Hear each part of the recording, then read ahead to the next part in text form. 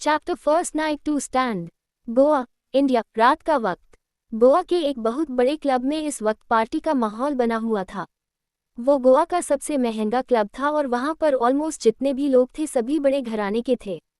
वहीं एक लड़की बार काउंटर के पास खड़ी थी जिसने होटल की यूनिफॉर्म पहनी हुई थी। उसकी डार्क ग्रे आइज चारों तरफ घूम रही थी और इस वक्त उसके चेहरे पर कोई भाव नहीं था। तभी उस लड़की के पास एक लड़की आए और उससे बोली, मोहब्बत, तुम्हें एक रूम सर्विस के लिए जाना है। ये सुनते ही मोहब्बत ने अपने सामने खड़ी लड़की को देखा और उससे बोली, अदिति, जाना जरूरी है क्या? मैं बहुत थक गई हूँ। अदिति मोहब्बत को देखते हुए उससे बोली, जाना पड़ेगा मोहब्बत, ये लास्ट है, उसके बाद तुम घर चली जाना, कोई टेंशन नहीं है, पर अभी जाना पड़ेगा। मोहब्बत गहरी सांस लेकर बोली, ओके फाइन, कौन सा रूम है? अदिति लिस्ट चेक करते हुए बोली, प्रेसिडेंशियल रूम है, वीआईपी रूम में, इसलिए तुम्हें भेज रही हूँ क्योंकि तुम्हारी रूम सर्विस बहुत फेमस है। अभी जाओ, ओके। उसकी बात सुन मोहब्बत ने हाँ में सिर हिला दिया और फिर वो वहां से चली गई। मोहब्बत ने रूम सर्विसिंग का सारा सामान उठाया और वो वीआईपी रूम की तरफ चली गई। कुछ पल में वो उस रूम में थी और चारों तरफ देख रही थी। इस वक्त वो पूरा रूम काफी ज्यादा बिखरा हुआ था। वो सारा सीन देख मोहब्बत खुद से ही बोली, ऐसा लग रहा है कि यहाँ पर भूचाल आया था, क्या पता भूचाल आया भी हो। बोलते हुए उसने सिर हिला दिया और फिर वो सब कुछ साफ करने लगी। सारा सामान अपनी जगह पर रखते हुए मोहब्बत ड्रेसिंग टेबल के सामने पहुंची और उसने एक बार खुद को देखा। नी लेंथ तक व्हाइट एंड ब्लैक कलर की उस ड्रेस में मोहब्बत का फिगर काफी ज्यादा अच्छे से शो हो रहा था। मोहब्बत की नज़र अपने शर्ट के बैच पर लगे हुए नाम पर गई जिस पर लिखा था मोहब्बत कश्यप। उम्र 21 साल। देखने में मोहब्बत बेहद खूबसूरत थी। वो इतनी खूबसूरत थी कि कोई उसे एक बार देखे तो बस देखता ही रह जाए। उसकी डार्क ग्रे आइज उसकी खासियत थी। मोहब्बत खुद को ही देखने में बिजी थी कि अचानक उसकी नज़र वॉल पर लगे हुए क्लॉक पर गई और टाइम देखकर वो झट से बोली, शिट, लेट हो जाएगा, जल्दी जल्दी साफ कर मोहब्बत, टाइम नहीं है। बोलकर वो फिर से अपने काम पर लग गई। वहीं दूसरी तरफ नीचे वीआईपी एरिया में कुछ लोग बैठे हुए थे और उनमें से एक आदमी था जो एक सिंगल सोफे पर बैठा हुआ था और उसके हाथ पर एक गिलास था जिसमें ड्रिंक थी। उसके सामने दो आदमी बैठे हुए थे। उनमें से एक आदमी अचानक से बोला, mister Rathore, hope you enjoyed this party. उस आदमी की बात सुन सोफे पर बैठा हुआ आदमी हल्का सा मुस्कुरा दिया। जो इंसान सोफे पर बैठा हुआ था उसका नाम था विराग सिंह राठौड़। बिजनेस की दुनिया का जाना माना नाम, एक ऐसा नाम जिससे लोगों के अंदर खौफ था और लोगों के दिल में इज्जत भी थी। विराग सिंह राठौड़ प्रारंभ सिंह राठौड़ का पोता था, पर उसकी पहचान खुद की बनी थी। लोग आज के समय में विराज सिंह राठौड़ को उसके नाम से जानते थे, ना कि प्रारंभ सिंह राठौड़ के नाम से। 29 साल की उम्र में ही विराग ने अपना नाम एक ऐसे मुकाम पर खड़ा किया था कि कोई भी आसानी से उस मुकाम तक नहीं पहुंच सकता था। और आज एक प्रोजेक्ट की सक्सेस की खुशी में यहाँ पर एक पार्टी चल रही थी जिसमें विराग इनवाइटेड था। विराग अपनी ड्रिंक का एक सिप लेते हुए बोला, इंडीड मिस्टर खन्ना, ऐसी पार्टी मुझे बहुत पसंद है क्योंकि यहाँ के नज़ारे बहुत अच्छे होते हैं। बोलते हुए उसके फेस पर तिरछी मुस्कान आ गई थी और उसने अपनी नज़रें चारों तरफ घुमाई। विराग लगातार ड्रिंक पर ड्रिंक किया जा रहा था। अचानक उसका फ़ोन बजा और उसके फ़ोन पर एक नाम फ्लैश हुआ। उसे नाम को देखते ही उसकी आंखें बेहद सर्द हो गई और उसने कॉल कट कर दिया। कॉल कट करने के बाद विराग लगातार ड्रिंक पर ड्रिंक करने लगा। करीब 20 गिलास खाली करने के बाद उसे नशा चढ़ने लगा था। विराग अचानक से बोला, I am going to my room, हम कल सुबह यहाँ से निकलेंगे। बोलकर वो तुरंत वहाँ से चला गया। विराग ऊपर वाले फ्लोर पर अपने वीआईपी रूम में गया और वहां जाते ही उसने गेट बंद कर दिया। इस वक्त विराग पूरी तरह नशे में धुत था और उसके सिर में भी हल्का हल्का दर्द हो रहा था। वही मोहब्बत जो इस वक्त वॉशरूम में थी और सारी क्लीनिंग कर रही थी, उसे बाहर से कुछ आवाज आई। मोहब्बत खुद से ही बोली, अब कौन आ गया यहाँ पर? बोलकर वो वॉशरूम का गेट खोलने के लिए आगे बढ़ी। उसने गेट खोलने के लिए नॉब घुमाई पर वो गेट नहीं खुला। उसने फिर से नॉब घुमाई पर गेट खुल नहीं रहा था। मोहब्बत धीरे से बोली, कहीं गेट जाम तो नहीं हो गया?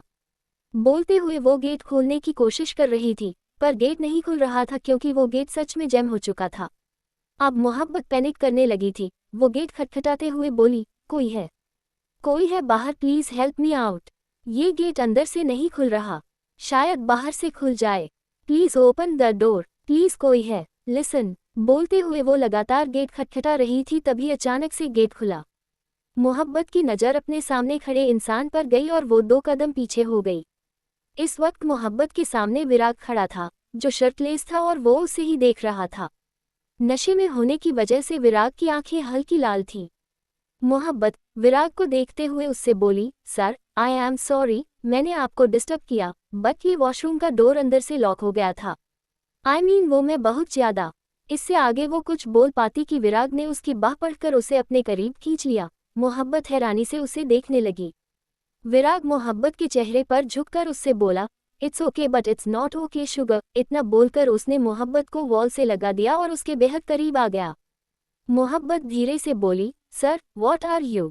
इससे आगे वो कुछ बोल पाती कि विराग ने उसके होठों को कैप्चर कर लिया और वो उसे धीरे धीरे किस करने लगा। विराग के इस एक्शन पर मोहब्बत बहुत ज्यादा हैरान हो चुकी थी, पर वो भी अचानक ही धीरे धीरे उसे किस बैक करने लगी।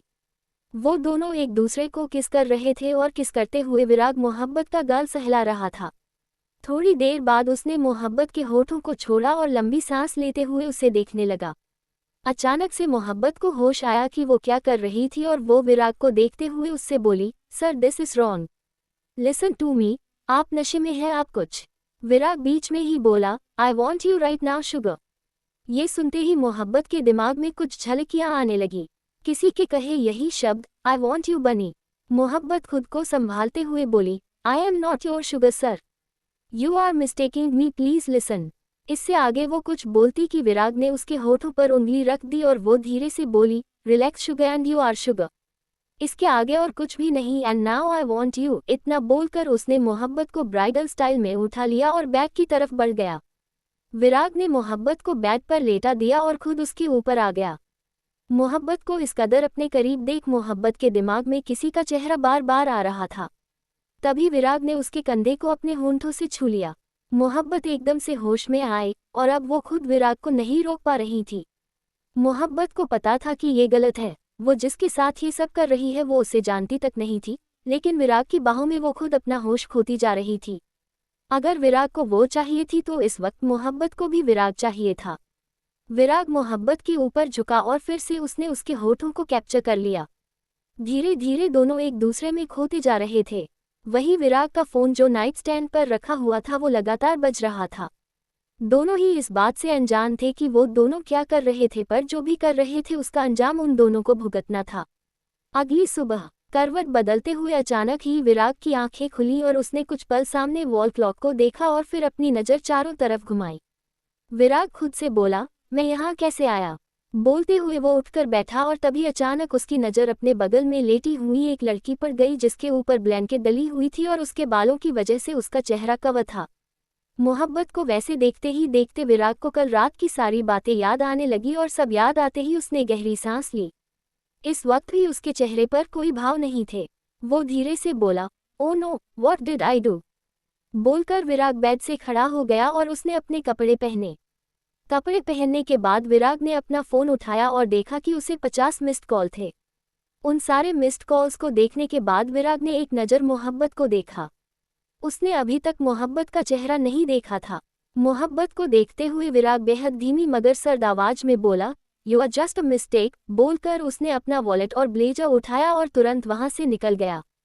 थोड़ी देर बाद मोहब्बत की आंखें खुली और आंखें खुलती ही वो झट से उठकर बैठ गई। उसकी नज़रें चारों तरफ घूम रही थी और वो देख रही थी कि कहीं विराग वहां पर नहीं था। वो तो कब का जा चुका था। कल रात की सारी बातें याद आते ही मोहब्बत ने अपने सिर पर हाथ रख लिया और धीरे से बोली, ये क्या किया मैंने। I just did a one night stand. वो भी किसके साथ किया मुझे ये भी नहीं पता। क्या सोचकर मैंने ये हरकत की। बोलते हुए उसकी आंखें नम हो चुकी थी। कल रात को वो अपने होश खो बैठी थी, पर अभी उसे अच्छे से समझ में आ रहा था कि उसने कितनी बड़ी गलती कर दी थी। मोहब्बत ये सब सोच ही रही थी कि दरवाज पर खटखट हुई। आवाज सुनते ही मोहब्बत को होश आया और वो झट से बेड से उठने वाली थी कि तभी उसे अपने लोअर एब्डोमेन में तेज दर्द महसूस हुआ और वो वापस बेड पर बैठ गई। उसे अब रोने का मन कर रहा था और इसी वजह से उसकी आंखों से आंसू भी बहने लगे थे। तभी बाहर से आवाज आई, मोहब्बत तू अंदर है क्या? प्लीज अगर अंदर है तो दरवाजा खोल। ये सुनते ही मोहब्बत और जोर से रोने लगे क्योंकि बाहर अदिति खड़ी थी। वही अंदर से रोने की आवाज़ सुन अदिति ने झट से स्पेयर की निकाली और गेट खोलकर वो अंदर गई। अंदर जाते ही उसके कदम रुक गए क्योंकि मोहब्बत इस वक्त बेड पर ब्लैंकेट में खुद को रैप किए हुए बैठी हुई थी और वो बुरी तरह रो रही थी। अदिति झट से मोहब्बत के पास गई और उसके पास वो बैठकर उससे बोली, मोहब्बत क्या हुआ था कल रात तेरे साथ? मैं पूरी रात तेरा वेट करती रही पर कुछ पता नहीं चला। बाद में मुझे याद आया कि तू यहाँ पर आई थी। किसी ने कुछ किया तेरे साथ? कहीं इस रूम में जो था वो इंसान? मोहब्बत बीच में बोली, नहीं, किसी ने जबरदस्ती नहीं की मेरे साथ अदिति। मैं इतना बोलते ही वो रुक गई और दूसरी तरफ देखने लगी। अदिति मोहब्बत के कंधे पर हाथ रखकर उससे बोली, तू क्या मोहब्बत? पूरी बात बता मुझे प्लीज।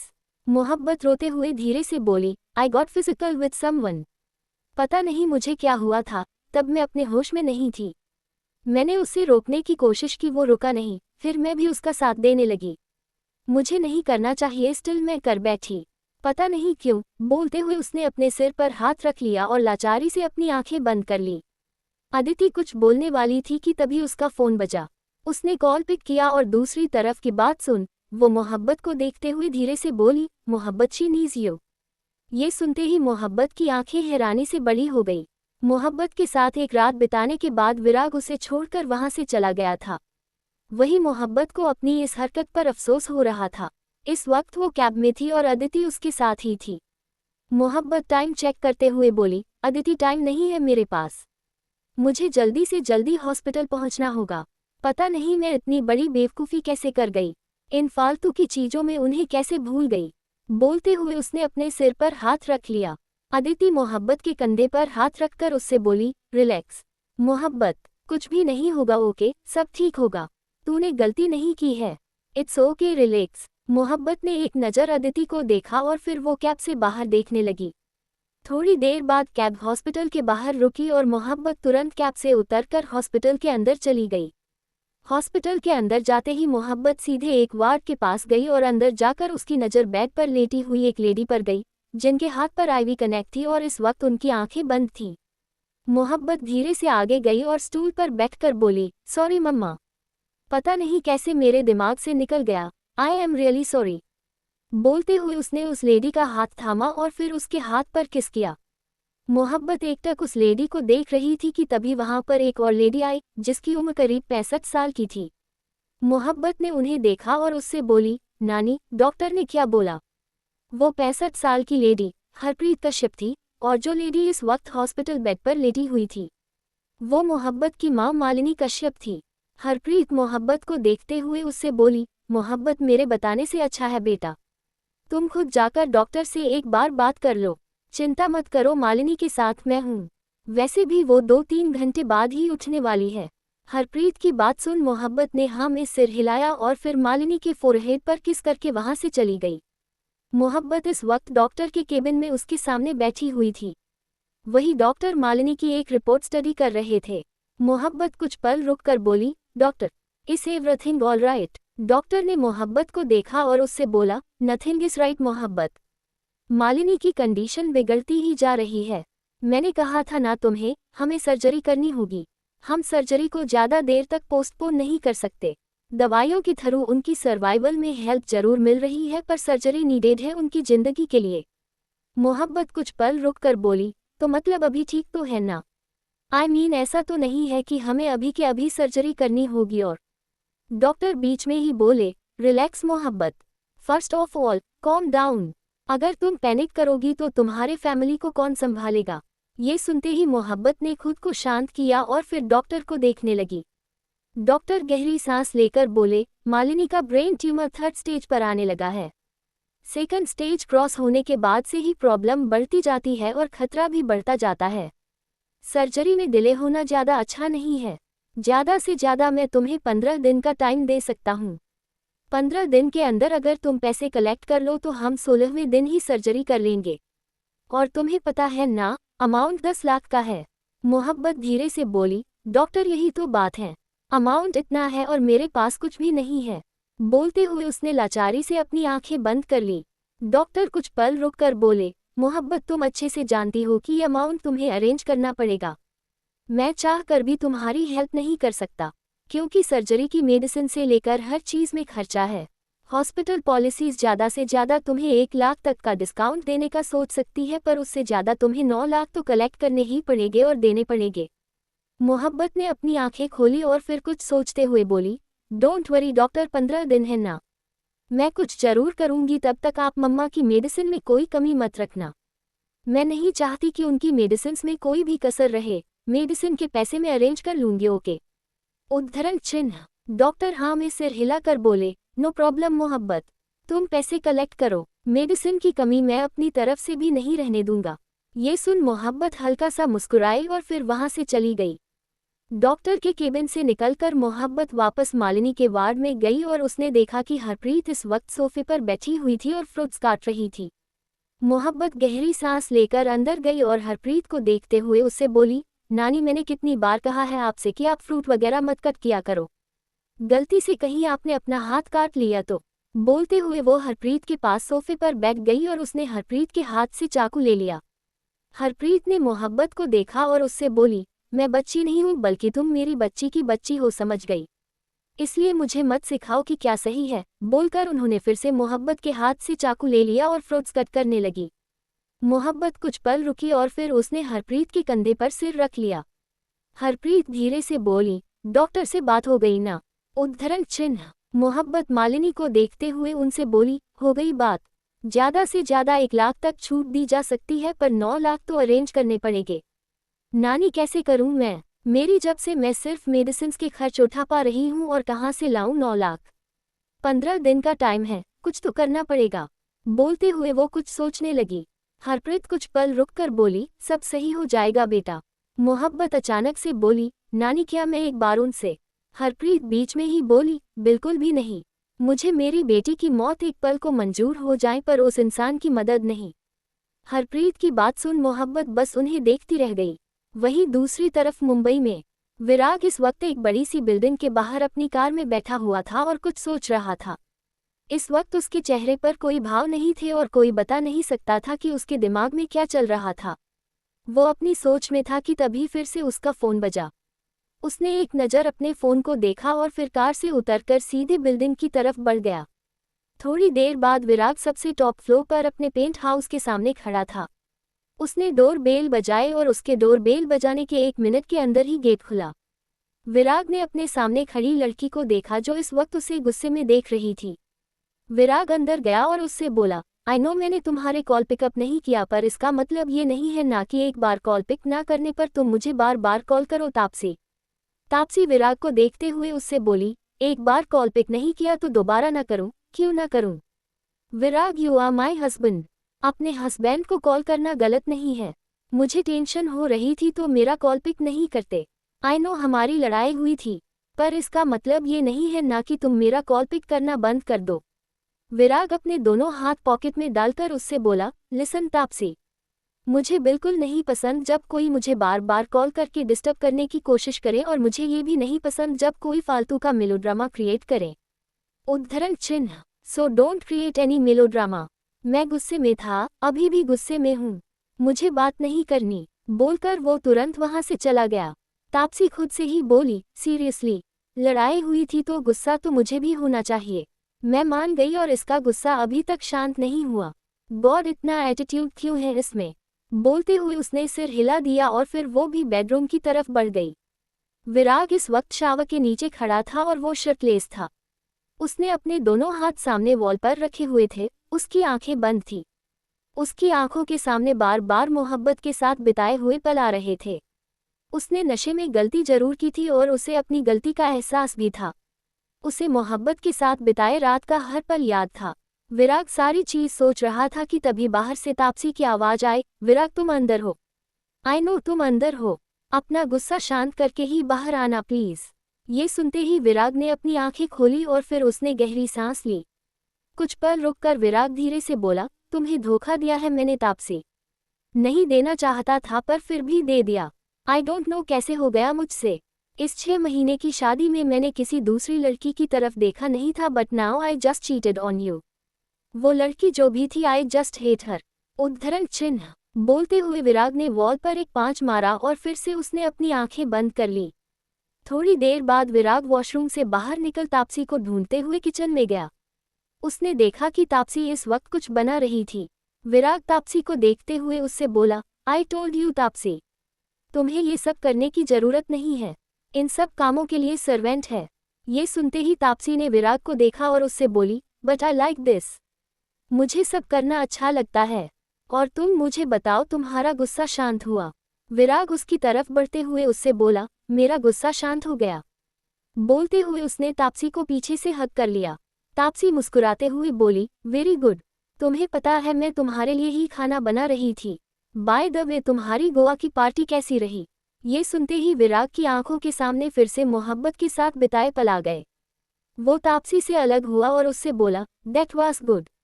बोलकर वो डाइनिंग टेबल पर बैठ गया और कुछ सोचने लगा। थोड़ी देर बाद तापसी उसके पास आकर बैठी और उससे बोली, Virag, you are looking so lost. अगर कोई बात है तो तुम मुझे बता सकते हो। आई नो हमारी शादी लव मैरिज नहीं है, जस्ट हम एक दूसरे के साथ कंफर्टेबल थे तो हमने शादी की, but I am your friend right, तुम मुझे अपनी दिल की बातें बता सकते हो।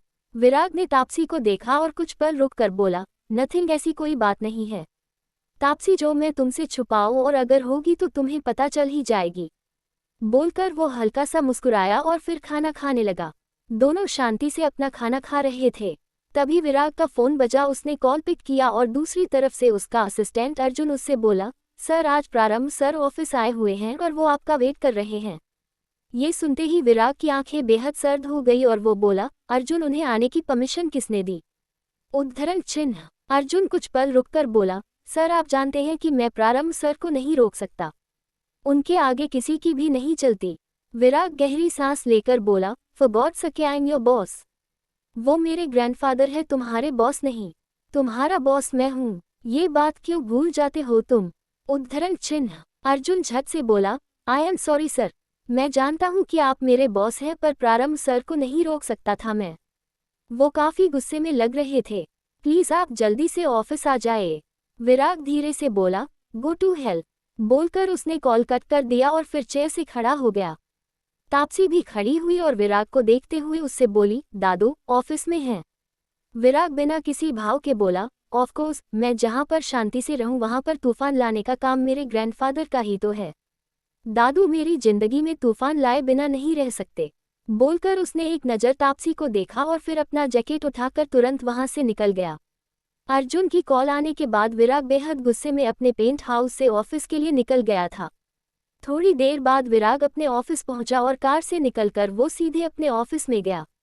अपने केबिन में पहुंचते ही विराग की नज़र चेयर पर बैठे हुए प्रारंभ सिंह राठौड़ पर गई, जो कि उसके ग्रैंडफादर थे और राठौड़ इंडस्ट्रीज की नींव रखने वाले भी थे। विराग प्रारंभ को देखते हुए उससे बोला, आप यहाँ पर क्या कर रहे हैं दादू? मैंने कितनी बार कहा है कि मुझे आपके इंटरफेरेंस नहीं चाहिए, ना अपने ऑफिस में ना अपनी जिंदगी में, तो फिर आप यहाँ पर कर क्या रहे हैं? उद्धरण चिन्ह। प्रारंभ विराग को देखते हुए बिना किसी भाव के बोले, इंटरफेरेंस तुम्हें नहीं चाहिए, इस बात से कोई फर्क नहीं पड़ता। विराग मत भूलो कि मैं तुम्हारा क्या लगता हूँ। रही बात मेरे यहाँ आने की, तो कुछ खास बात करनी है तुमसे। उद्धरण चिन्ह। विराग अपने दोनों हाथ अपने पॉकेट में डालकर उनसे बोला, क्या बात करनी है आपको मुझसे दादू? आई एम लिसनिंग, बोलिए। उद्धरण चिन्ह। प्रारंभ कुछ पल रुककर बोले, तुम्हारी सो कॉल्ड वाइफ तापसी से डाइवोर्स लेना होगा तुम्हें। ये सुनते ही विराग ने गहरी सांस ली और फिर प्रारंभ को घूरने लगा। प्रारंभ बेफिक्री अंदाज में बोले, don't give me that looks Virag, पोते हो तुम मेरे, तुम्हारी परवाह है मुझे, और वो तापसी मुझे बिल्कुल नहीं पसंद। वो लड़की तुम्हारे लिए सही नहीं है विराग। विराग प्रारंभ को घूरते हुए उससे बोला, दादू शी इज माई वाइफ। 6 महीने हो चुके हैं हमारी शादी को और मैं उसके साथ खुश हूँ, कोई प्रॉब्लम नहीं है मेरी लाइफ में। उद्धरण चिन्ह। प्रारंभ चेयर से खड़े होते हुए उससे बोले, but this is not love Virag, Taapsee के साथ जो तुमने शादी की है वो एक अरेंजमेंट है। उद्धरण चिन्ह। विराग कुछ पल रुक कर बोला, ऑफ कोर्स दादू अरेंजमेंट है। तापसी मेरी कॉलेज स्वीट हार्ट थी और मैंने उससे इसीलिए शादी की है क्योंकि मुझे अपनी लाइफ में प्यार मोहब्बत जैसी घटिया चीज़ नहीं चाहिए। I am happy with her, वो मुझे सेटिस्फाई करती है, मेरी नीड्स को पूरा करती है। सबसे बड़ी बात, she is very good as my wife. मुझे जो अपनी वाइफ में क्वालिटी चाहिए वो उसमें है, उसके पास स्टैंडर्ड है जो हर किसी के पास नहीं होते। उद्धरण चिन्ह। प्रारंभ अचानक से बोले, रियली उसके पास स्टैंडर्ड जरूर है, बट व्हाट अबाउट माई? मुझे मेरा वारिस चाहिए विराग। राठौर खानदान का वारिस चाहिए मुझे, वो है उसके पास। उद्धरण चिन्ह। विराग धीरे से बोला, दादू आई एम नॉट रेडी और तापसी के साथ मुझे कोई बच्चा नहीं चाहिए। बोलते हुए वो प्रारंभ को देख रहा था। प्रारंभ हल्का सा मुस्कुरा कर बोले, तुम्हारे चाहने या ना चाहने से कुछ नहीं होगा विराग। 10 दिन दे रहा हूं मैं तुम्हें, जो सोचना है जो करना है करो। मुझे पता है तुम्हारे पास पावर बहुत है, पर ये मत भूलो कि तुमसे बड़ा पावर वाला इंसान इस वक्त मैं हूं। रिश्ते में भी बड़ा हूं और पावर्स में भी। 10 दिन मैंने तुम्हें किस लिए दी है तुम्हें आइडिया है? बोलकर वो कुछ पल के लिए रुक गए। प्रारंभ कुछ पल रुककर फिर से बोले, यू नो विराग, मैं बेवजह उंगली नहीं उठाता। अगर मुझे तापसी से प्रॉब्लम है तो कोई रीजन तो जरूर है, और ये तुम्हें समझ जाना चाहिए। बोलकर वो वहां से निकल गए। प्रारंभ के जाते ही विराग ने टेबल पर रखा पेपर वेट उठाकर फ्लोर पर फेंका। तभी वहां पर अर्जुन आया और उससे बोला, सर आर यू फाइन? उद्धरण चिन्ह। विराग ने अर्जुन को देखा और उससे बोला, अगली बार से मुझे मिस्टर प्रारंभ सिंह राठौर इस ऑफिस में नहीं दिखने चाहिए, नाउ गेट लॉस्ट। ये सुनते ही अर्जुन तुरंत वहां से चला गया। वहीं दूसरी तरफ गोवा में मालिनी उठ चुकी थी और इस वक्त मोहब्बत उसके साथ ही बैठी हुई थी। हरप्रीत भी वहीं पर थी। वो तीनों आपस में ही बातें कर रही थी। मालिनी मोहब्बत को देखते हुए उससे बोली, डॉक्टर ने क्या बोला तुमसे? तुमने मुझे अभी तक बताया नहीं मोहब्बत। उद्धरण चिन्ह। मोहब्बत कुछ पल रुक कर बोली, कुछ खास नहीं बोला डॉक्टर ने मम्मा। जो बोला है वो बातें आप जानकर क्या ही करेगी। अब बस आप ठीक होने पर फोकस करें, क्योंकि आप बहुत जल्द ठीक हो जाएंगी, बहुत जल्द आपकी सर्जरी होगी। उद्धरण चिन्ह। मालिनी धीरे से बोली, बहुत जल्द? पैसे अरेंज हो गए? उद्धरण चिन्ह। मोहब्बत मुस्कुराते हुए बोली, बेशक अरेंज हो गए और थोड़े बहुत बचे हैं वो हो जाएंगे। अब आप इतनी टेंशन मत लीजिए। बोलकर उसने मालिनी को दलिया खिलाना शुरू कर दिया। मालिनी कुछ पल रुक कर बोली, काश उसने तुम्हें एक्सेप्ट किया होता तो आज तुम्हें इतना परेशान नहीं होना पड़ता। ये सुनते ही मोहब्बत कुछ पल के लिए फ्रीज हो गई। मोहब्बत ने मालिनी को देखा और उससे बोली, मम्मा जो हमारे नहीं है वो नहीं है, हम उनके बारे में सोचकर क्या ही करेंगे। मैं हूं ना आपके पास, तो आप और किसी चीज के ऊपर ध्यान मत दीजिए। नानी और मैं हमेशा आप दोनों के साथ है और उसके अलावा हमें किसी की जरूरत नहीं है। बोलते हुए वो हल्का सा मुस्कुरा दी। उसकी स्माइल देख मालिनी के फेस पर भी स्माइल आ गई थी। कुछ दिनों बाद, दिन का वक्त। प्रारंभ सिंह राठौर मेंशन में अकेले रहते थे, क्योंकि विराग अपने पेंट हाउस में रहता था। जब से तापसी और विराग ने शादी की थी तब से विराग और प्रारंभ के बीच कई प्रॉब्लम्स आई थी, जिस वजह से वो दोनों अलग रहते थे। विराग के माँ बाप नहीं थे, उसे प्रारंभ ने ही पाल पोस कर बड़ा किया था और अब दोनों के बीच ही प्रॉब्लम थी, तो अब दोनों ही अकेले से थे। प्रारंभ इस वक्त अपने स्टडी रूम में थे और वो एक फाइल स्टडी कर रहे थे। तभी वहां पर उनका असिस्टेंट राघव आया और उनसे बोला, सर एक बात पता चली है। प्रारंभ ने राघव को देखा और उससे बोले, क्या बात पता चली है? राघव तुम इतने सीरियस लग रहे हो। उद्धरण चिन्ह। राघव कुछ पल रुककर बोला, प्रारंभ सर, विराग सर ने हमारे गोवा वाले क्लब में कुछ दिन पहले पार्टी अटेंड की थी और उसी रात वो किसी लड़की के साथ पूरी रात एक रूम में थे।